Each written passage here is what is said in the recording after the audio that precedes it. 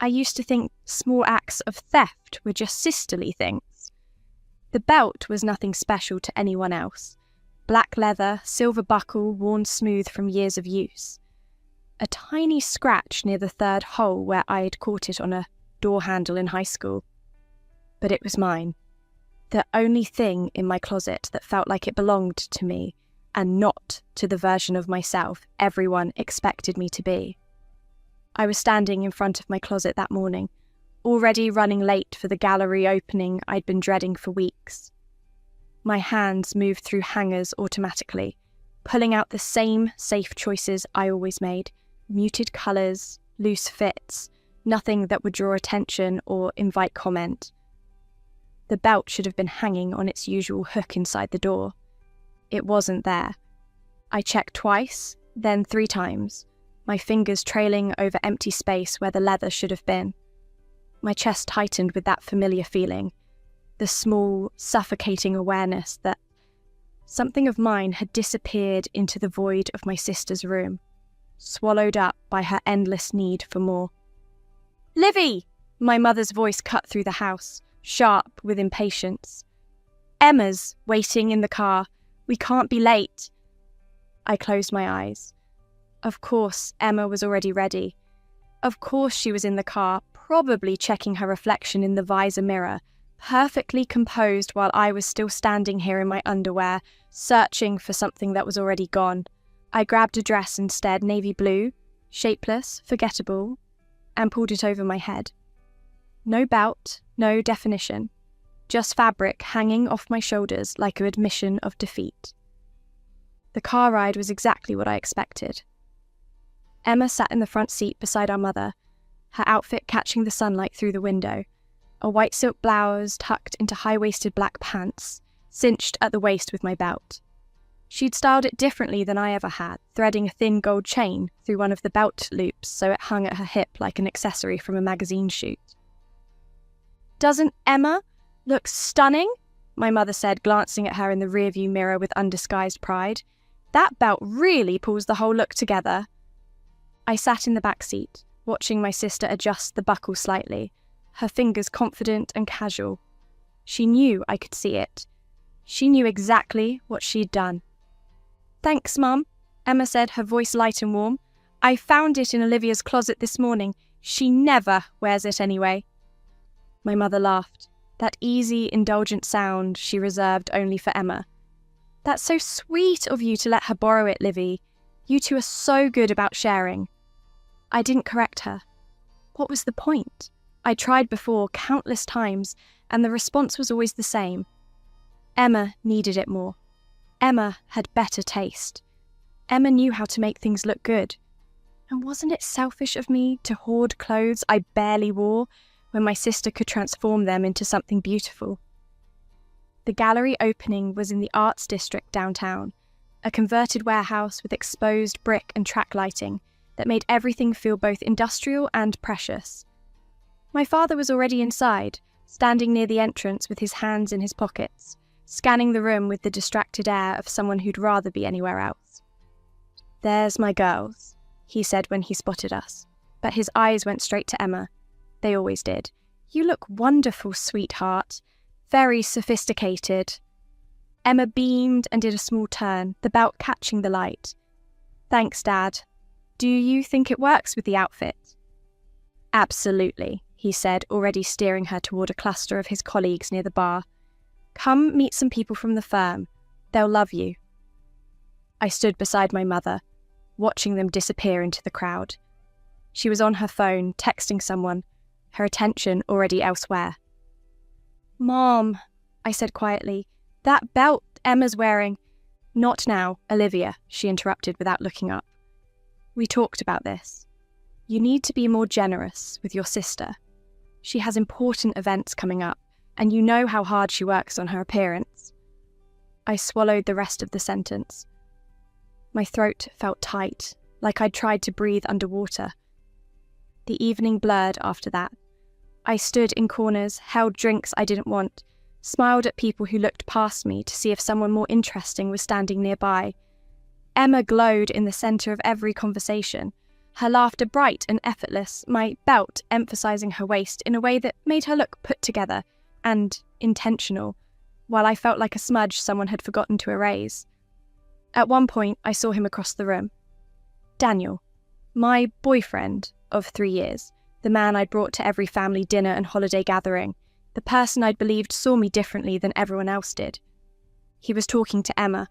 I watched them from behind a concrete pillar, my fingers wrapped around a glass of wine I couldn't remember picking up. They were standing close, not inappropriately so, but close enough that I could see the way his posture had changed. He was leaning toward her slightly, his face animated in a way it never was when he talked to me anymore. And Emma was laughing, touching the belt buckle absently as she spoke, drawing his eyes down to her waist. Something cold settled in my stomach. Not jealousy exactly, but recognition. The same pattern repeating itself in a new context. The same story I'd been living my entire life, now playing out with the person I'd trusted most. I turned away and walked to the bathroom, locking myself in a stall until my breathing evened out. When I emerged, I reapplied lipstick I didn't need and told myself I was being paranoid. Daniel loved me. He'd said so. He'd chosen me, but when I found him again an hour later, he was still with Emma. And when I approached, his smile felt strained, like I'd interrupted something private. "Hey," I said, hating how small my voice sounded. "Ready to go?" "Actually," Daniel said, glancing at Emma, then back at me, "I was thinking I might stay a bit longer. Emma was just telling me about this exhibition she's curating next month. It sounds really interesting." Emma gave me an apologetic smile that didn't reach her eyes. "Sorry, Livy, I didn't mean to monopolise him. You don't mind, do you?" I minded. I minded so much that my teeth ached from holding the words back. But I smiled instead, shrugged, and said it was fine. It wasn't fine. I took a rideshare home alone, watching the city lights blur past the window. My phone buzzed twice, messages from Daniel saying he'd call me later, that he hoped I wasn't upset. I didn't respond. What would I even say? The house was empty when I arrived. My parents and Emma were still at the gallery, probably having dinner somewhere expensive afterward, the kind of place they took Emma to celebrate her accomplishments, but never thought to bring me. I went to my room and stood in front of the closet again, looking at the empty hook where my belt should have been. It seemed like such a small thing to mourn. Just a piece of leather, just an accessory. But it felt like more than that. It felt like proof of something I'd known my whole life but never had the language to articulate. That nothing I owned was really mine. Not my clothes, not my space, not even my relationships. I lay down on my bed fully clothed, staring at the ceiling. The exhaustion was bone deep, the kind that sleep couldn't fix. I'd been tired for years, I realised. Tired of being second choice. Tired of watching Emma take pieces of my life and wear them better than I ever could.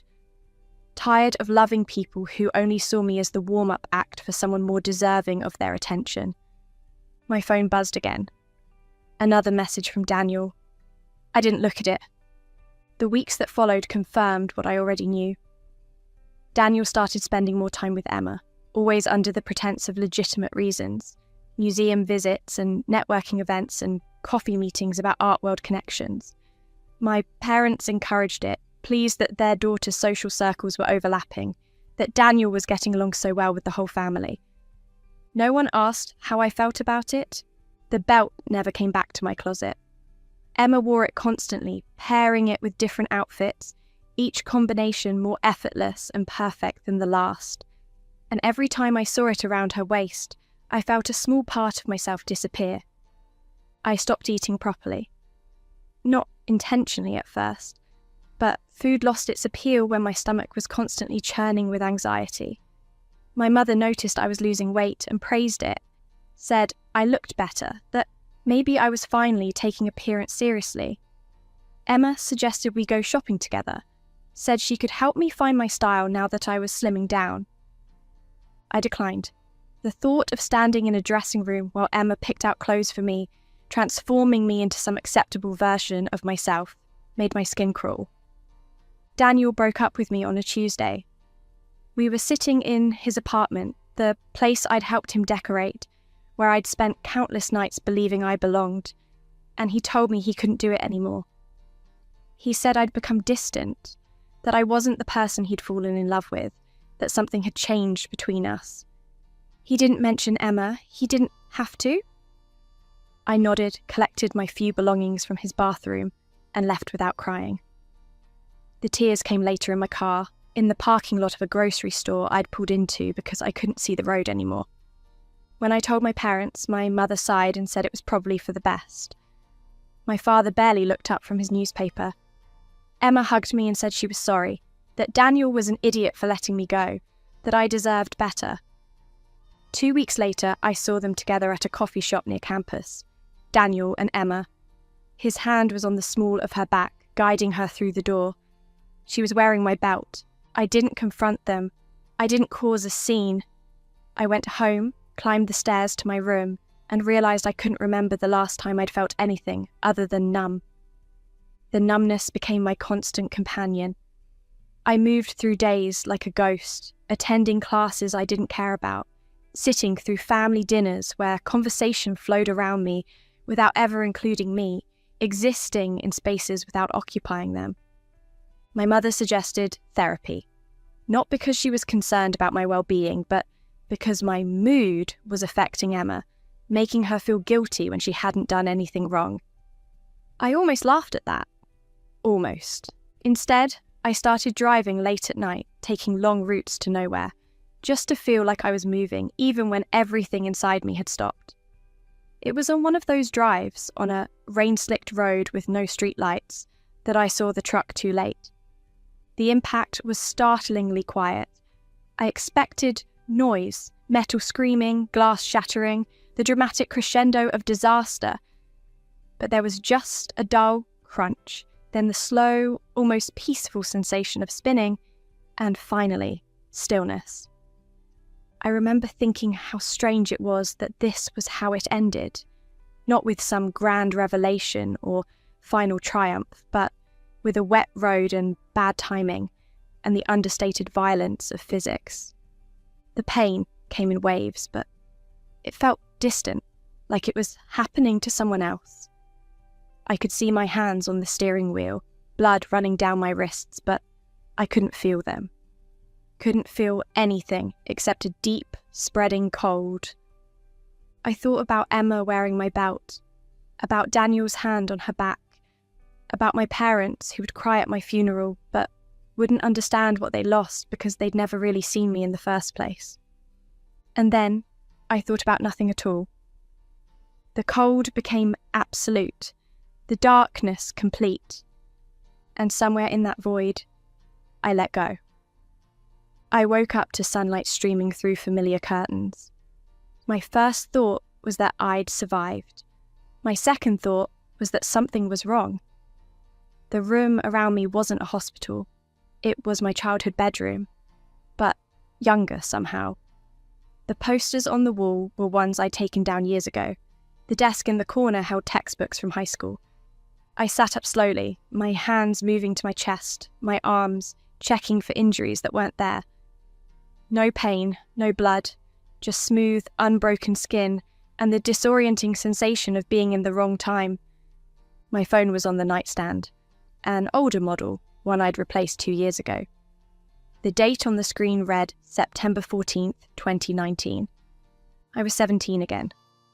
The knowledge settled over me like cold water, shocking and clarifying. This wasn't heaven or hell or some dying dream. This was real.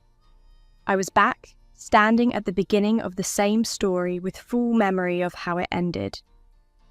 I spent the first hour sitting on my bed processing. Every detail of my previous life was intact. The years of being overlooked, the slow erosion of self-worth, the final betrayals that had led me to that dark road. But now I was here, given a chance I didn't ask for but wouldn't waste. The door opened without warning. Emma breezed in, 15 years old and already beautiful in that effortless way that would define her future. "Livy, have you seen my—" She stopped, her eyes landing on the belt hanging from my closet door. "Oh, there it is. Can I borrow that? I have a date tonight and it would be perfect with my outfit." I looked at her, really looked at her, and saw the pattern beginning. The expectation in her eyes that I would say yes. The casual assumption that what was mine was also hers. The foundation of a dynamic that would define the next 6 years of my life. "No," I said. Emma blinked, confusion crossing her face. "What?" "No, you can't borrow it. I'm using it." "But you never wear it," Emma protested, moving toward the closet. "Come on, don't be difficult. I'll give it back tomorrow." "I said no." My voice was calm, steady. I felt no anger, just absolute clarity. Emma's confusion shifted to irritation. "I'm going to tell Mom you're being selfish." "Go ahead." She stared at me for a long moment, then turned and left, her footsteps heavy on the stairs. I heard her voice carrying up from the kitchen, the familiar whine she used when she wanted our parents to intervene. But I didn't move. I stayed on my bed, my hands folded in my lap, waiting. My mother appeared in my doorway 10 minutes later, her expression already set in disappointed lines. "Olivia, Emma says you won't let her borrow your belt. What's this about?" "It's my belt," I said simply. "I don't want to lend it out." "But she needs it for tonight. You're not even using it." "That doesn't matter. It's mine." My mother's frown deepened. "This isn't like you. When did you become so selfish?" The question hung in the air. In my previous life, I would have crumbled under it, apologised, retrieved the belt and handed it over with a forced smile. But now, with the weight of 6 years of consequences behind me, I saw it differently. This wasn't about selfishness. This was about boundaries. "I've always been like this," I said quietly.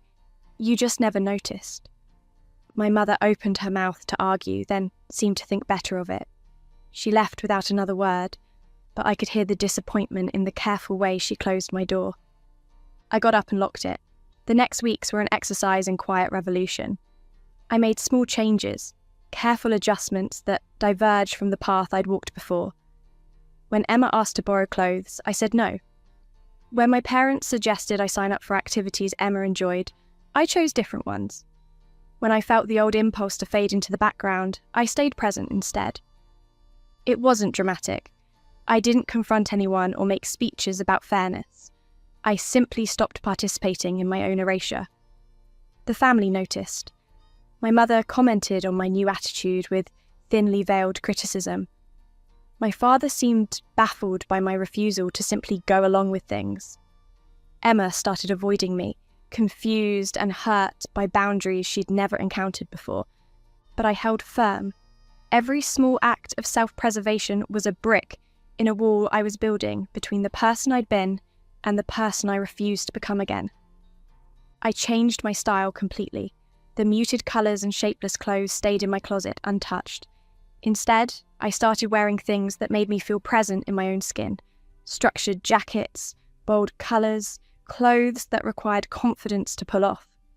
I cut my hair short, started wearing makeup differently, transformed my appearance into something that couldn't be borrowed or replicated. Emma hated it. She made comments about me trying too hard, about looking unnatural, about changing for attention. But I saw the uncertainty in her eyes when she looked at me now. I was becoming someone she couldn't absorb or eclipse, and it unsettled her. When I met Daniel again, at the same party where we'd first connected in my previous life, I felt nothing. He approached me with the same opening line, the same charming smile, and I saw through it instantly. I saw the way his eyes catalogued my appearance, calculating my worth based on surface appeal. I saw the eventual betrayal written in the casual way he touched my arm, like I was already his. "I don't think so," I said when he asked for my number. He looked surprised. "What?" "I'm not interested." I said it kindly but firmly, then walked away before he could respond. I felt lighter after that, one potential disaster avoided through simple honesty. The real test came 6 months later at the same gallery opening where everything had begun to unravel in my previous life. My father had insisted the whole family attend, just like before, but this time I arrived on my own terms. I wore black, a fitted dress with clean lines and a leather jacket I'd bought with money from my part-time job. My belt, the one Emma had taken before, cinched at my waist where it belonged. My hair was styled sharp, my makeup precise. I looked like someone who knew exactly who she was. Emma was already there when I arrived, dressed beautifully as always, but I noticed the way her eyes tracked me when I entered.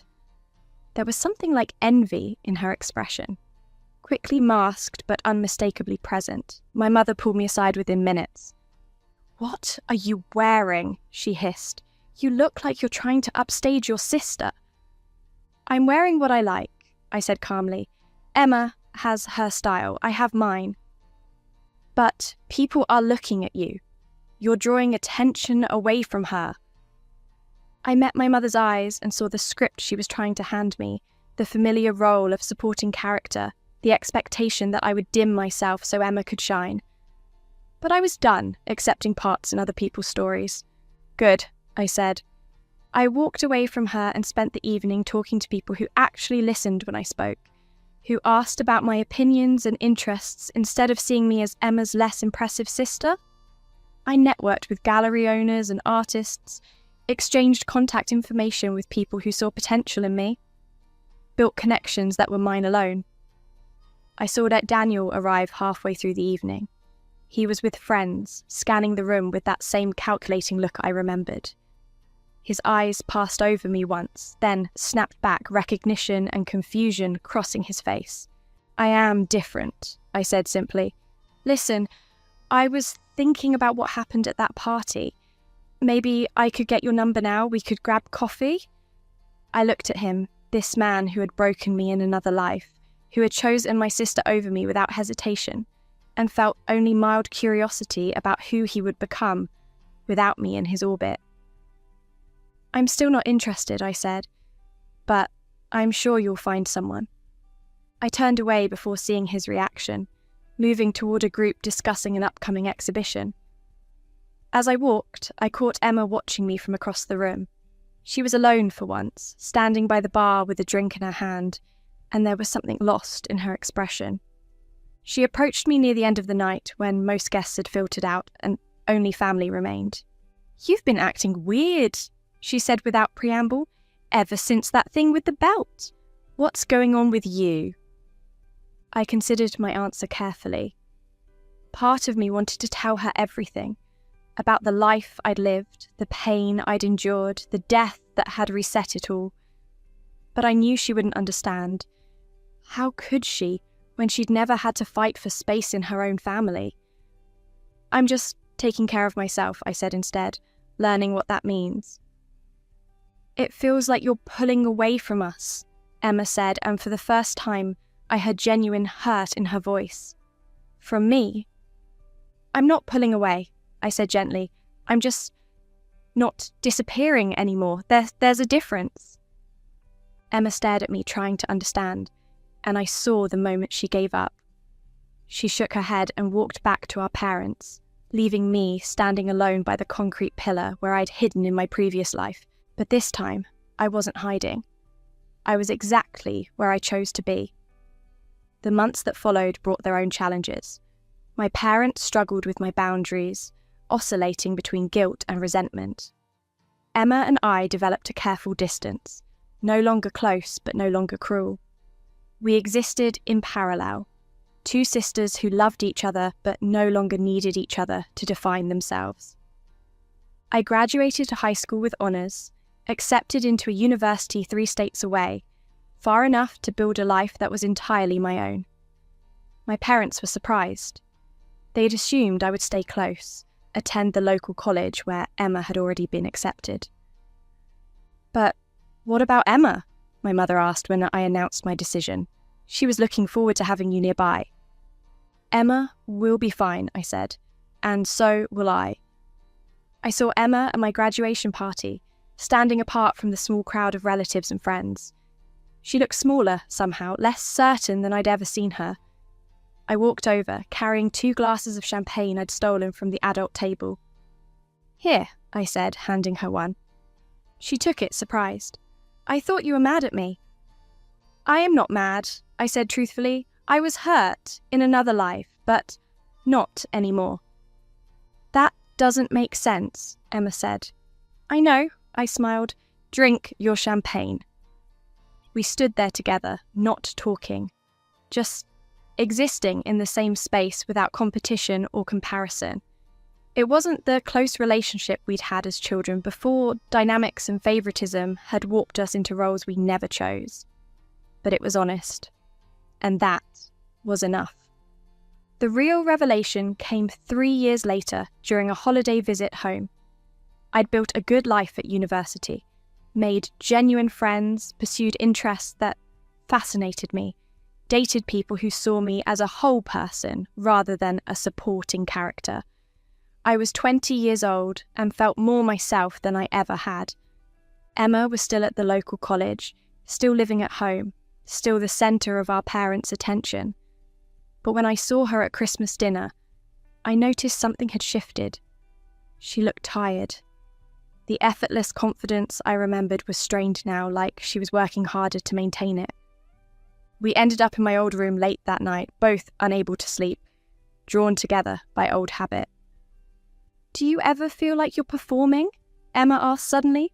"Like everyone's watching and you can't stop pretending to be perfect, even though you're exhausted?"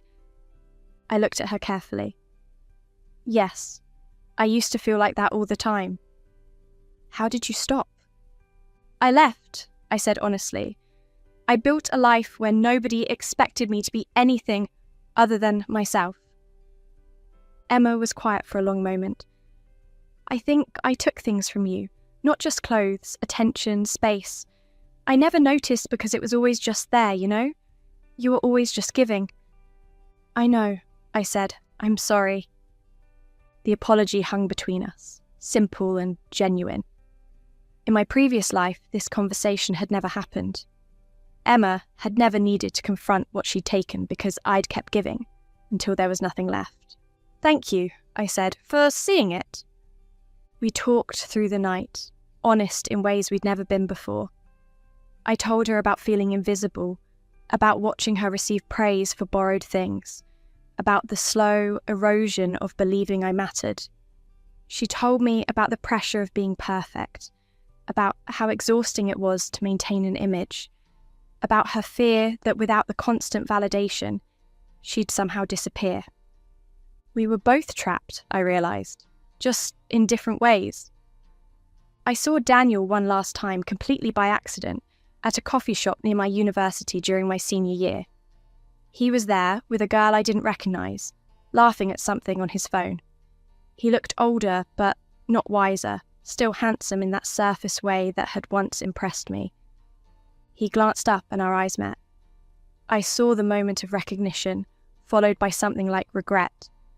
He stood, excusing himself from his companion, and walked over to where I was sitting. "Olivia," he said, "it's been a long time." "It has. You look amazing. Really different. Confident." "Thank you." I didn't return the compliment. I didn't feel the need to fill the silence. "I heard you're doing well. Art history program, right? That's great." "It is." He shifted uncomfortably, hands in his pockets. "Listen, I've thought about you a lot, about how things ended between us, or didn't end, I guess, since we never really started." "We didn't," I agreed. "I always wondered what would have happened if I'd asked you out that second time. If you'd said yes." I smiled slightly. "You would have dated me until Emma showed interest. Then you would have left me for her. It would have hurt more, that's all." He flinched. "That's not fair. You don't know that." "I do, actually." I stood, gathering my bag. "I'm glad I said no, Daniel. you taught me something important without even trying." "What's that?" "That the wrong people will always be the wrong people, no matter when you meet them. And that saying no is sometimes the kindest thing you can do for yourself." I left him standing there and I didn't look back. My final year of university brought unexpected closure. My parents came to visit for the first time, making the long drive to see my life away from home.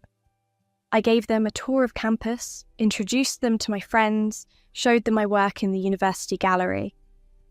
My mother was quiet throughout most of it, observing more than commenting. My father seemed genuinely impressed, asking questions about my thesis and future plans.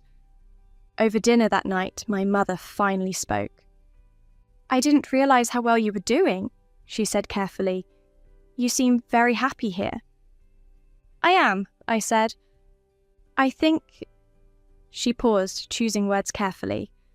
"I think I didn't see you clearly before. I was so focused on Emma, on making sure she succeeded, that I didn't notice you were struggling. It wasn't quite an apology, but it was acknowledgement. And that mattered." "Emma was easier to love," I said gently. "She was bright and obvious and demanding. I was quiet and self-sufficient. I understand why you focused on her." "That's not an excuse," my father said, speaking for the first time. "You deserved our attention too. Both of you did." "You're right," I said. "I did deserve it. But I'm okay now. I figured out how to give it to myself." The conversation didn't fix everything. Years of neglect couldn't be erased by one honest dinner. But it was a beginning. And sometimes, beginnings are enough. I graduated summa cum laude, accepted into a prestigious graduate program across the country. Emma came to the ceremony, drove 7 hours with our parents to be there. When I walked across the stage to accept my diploma, I saw her in the crowd, standing and applauding with genuine pride. After the ceremony, she found me in the chaos of celebrating students and families. "I brought you something," she said, holding out a small wrapped box. Inside was my belt, the same one from so many years ago, now carefully preserved and cleaned. "I kept it all this time," Emma said quietly. "I never wore it after that first night you told me no. I wanted to give it back, but I didn't know how. It felt like returning it meant admitting something I wasn't ready to face." I held the belt, feeling the worn leather, the familiar weight of it in my hands. "What changed?" I asked. "You did," Emma said. "You showed me it was possible to be yourself without apologising for it. I'm still learning, but I'm trying." I hugged her then, the first real embrace we'd shared in years. She held on tightly, and I felt something like forgiveness pass between us. Not for what had happened, but for who we'd both been when we didn't know any better. "Keep it," I said, pressing the belt back into her hands. "I don't need it anymore." "Are you sure?" "I'm sure. It's just a belt, Emma, and I've built a whole new wardrobe anyway." We both laughed, and it felt easy in a way nothing between us had felt in years. I left for graduate school 2 weeks later, packing only what mattered, leaving behind the remnants of my old life. My room at home remained mostly empty, a ghost space that no longer defined me. I didn't need it. I didn't need the belt or the memories or the old patterns that had nearly destroyed me. I had myself, finally, completely, undeniably myself. The woman I'd become was unrecognisable from the girl who died on that dark road. That Olivia had been shaped by other people's needs, moulded into spaces that were never meant for her, erased by increments until nothing remained. This Olivia chose her own shape, created her own space, existed loudly and unapologetically. Years later, I would think about that belt occasionally, wonder if Emma still had it, if she wore it sometimes or kept it tucked away as a reminder. But mostly, I thought about the moment I'd said no for the first time. The small, quiet revolution that had changed everything. I was standing in my apartment now, in a city I'd chosen, surrounded by art I'd collected and books I'd read and clothes that fit the person I'd become. My closet was full of pieces I loved, each one selected because it made me feel powerful or beautiful or simply myself. There were no empty hooks, no missing pieces, nothing borrowed or stolen or given away out of obligation. Everything here was mine, and when I looked in the mirror each morning, I saw someone I recognised, someone I'd fought to become, someone who had died and been reborn not into a second chance, but into a first real life. The belt was just a belt, but the boundary it had represented became everything. I thought about reaching out to Daniel sometimes, curious about where he'd ended up. But then I remembered that his story wasn't mine to wonder about anymore. He was a chapter I'd closed before it could be written. Emma and I talked monthly now, real conversations where we both showed up as ourselves. She'd moved out of our parents' house, started building her own life, finding her own style that didn't require borrowing from others. We were learning to be sisters without the weight of comparison crushing us. My parents had softened too, slowly learning to see me as separate from their expectations. It wasn't perfect. Some habits were too ingrained to fully break. But there was effort now, and acknowledgement, and that created space for something genuine to grow. On quiet evenings, I sometimes thought about my first life, the pain of it, the slow suffocation, the dark road where it had ended. And I felt grateful, not for the suffering, but for the clarity it had given me, for the chance to recognise patterns before they destroyed me, for the knowledge that I was worth protecting. I'd learned that love without boundaries is just another form of self-destruction, that giving everything away leaves nothing for yourself, that the people who truly care for you will respect the space you claim. I'd learned that style isn't about clothes or accessories or borrowed pieces that transform you into someone else's vision. Style is about knowing who you are and wearing it unapologetically. I'd learned that rebirth doesn't require death. Sometimes it just requires saying no. The sunset painted my apartment in shades of gold and amber. I stood at the window, looking out at a city full of people living their own stories, making their own choices, claiming their own space in a crowded world.